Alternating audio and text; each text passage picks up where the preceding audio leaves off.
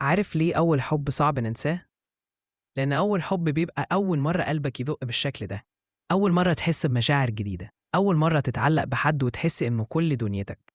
المخ في المرحلة دي بيبقى عامل زي الكاميرا، يصور كل لحظة وكل إحساس وبيخزنهم بأعلى جودة. ليه؟ لأن المشاعر القوية دي بتنشط جزء في المخ اسمه أميجدلا، والجزء ده مسؤول عن تخزين الذكريات المرتبطة بالعواطف. كمان أول حب بيجي في وقت إحنا لسه بنتشكل فيه كأشخاص، فالمشاعر بتكون أقوى، بتحفر جوه الشخصية.